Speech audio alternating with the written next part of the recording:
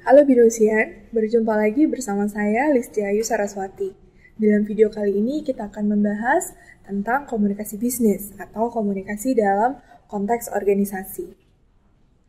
Organisasi atau dalam bahasa Inggris organization bersumber dari kata kerja bahasa Latin, yaitu organizare, yang artinya to form as or into a whole consisting of interdependent and coordinated parts. Membentuk sebagai atau menjadi keseluruhan dari bagian-bagian yang saling bergantung atau terkoordinasi. Robert Bonington dan Befford Needles Jr. dalam bukunya Modern Business a System Approach merumuskan organisasi adalah sarana di mana manajemen mengkoordinasi sumber bahan dan sumber daya manusia melalui pola struktural formal dan tugas-tugas serta wewenang. Korelasi antara ilmu komunikasi dalam organisasi dengan manajemen terletak pada peninjauannya yang terfokus pada manusia-manusia yang terlibat dalam mencapai tujuan organisasi. Tujuan utama dalam mempelajari komunikasi adalah memperbaiki organisasi. Memperbaiki organisasi biasanya ditafsirkan dengan memperbaiki hal-hal yang bertujuan dengan manajemen. Dengan kata lain, orang mempelajari komunikasi organisasi untuk menjadi manajer yang lebih baik. Sebagian penulis berpendapat bahwa manajemen adalah komunikasi.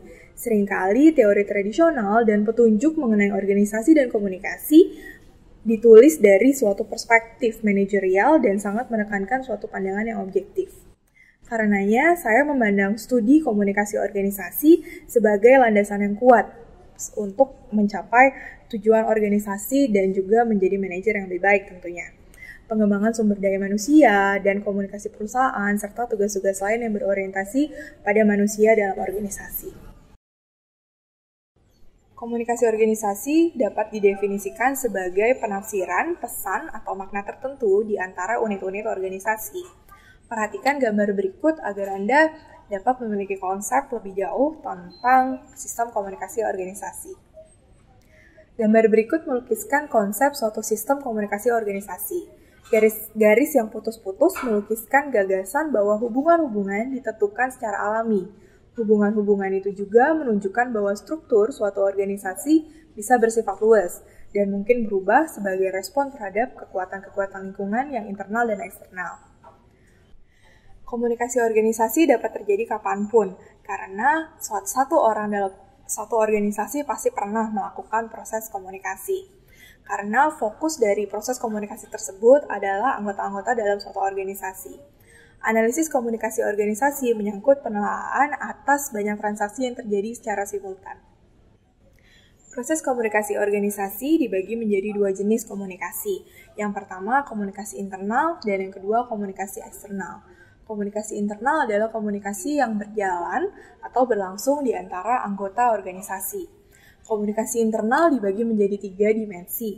Yang pertama, komunikasi vertikal. Yang kedua, komunikasi horizontal. Yang ketiga, komunikasi diagonal atau cross communication. Komunikasi vertikal terjadi antara pimpinan kepada staff dan juga staff kepada pimpinan. Downward communication dalam komunikasi vertikal berarti komunikasi yang terjadi dari atas ke bawah, yaitu dari pimpinan kepada bawahannya. Contohnya, pimpinan memberikan instruksi, petunjuk, informasi, penjelasan, perintah, pengumuman, rapat, dan majalah intern. Dan upward communication berarti dari komunikasi yang terjadi dari bawah ke atas. Misalnya, staf memberikan laporan, saran-saran, pengaduan, kritik, kotak saran kepada pimpinan. Kita lanjut dengan komunikasi horizontal. Komunikasi horizontal adalah komunikasi mendatar, yaitu dari orang atau unit yang sama. Misalnya anggota staf dengan anggota staf. Biasanya komunikasi horizontal ini juga bisa bersifat tidak formal. Dan yang terakhir ada komunikasi diagonal. Komunikasi diagonal adalah komunikasi antar pimpinan seksi atau bagian dengan staf atau pegawai dari bagian lain. Kita lanjut dengan komunikasi eksternal. Komunikasi eksternal adalah suatu bentuk komunikasi suatu organisasi dengan dunia di luarnya. Komunikasi dari organisasi kepada khalayak ramai bersifat informatif, misalnya melalui majalah, press release, artikel dari surat kabar atau majalah, pidato, brosur, poster, dan konferensi pers. Ilustrasi mengenai komunikasi eksternal dalam konteks bisnis dapat Anda lihat dalam gambar berikut.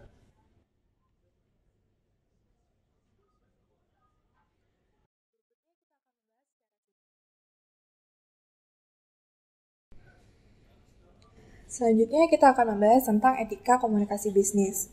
Secara umum, ada beberapa etika atau guideline ketika Anda melakukan proses komunikasi bisnis. Yang pertama, harap diingat bahwa ketika Anda melakukan komunikasi bisnis, Anda tidak mengatasnamakan diri sendiri, tapi mengatasnamakan organisasi. Makanya beberapa hal tersebut menjadi penting. Yang pertama, lakukan komunikasi dengan selalu beritikat baik, dapat dipercaya, tidak memihak, menghargai hak orang lain, dan mempertimbangkan pengaruh suatu ucapan atau tindakan terhadap orang lain. Demikian penjelasan saya dalam video dengan topik komunikasi bisnis dan konsep-konsep terkait. Sampai bertemu di video selanjutnya.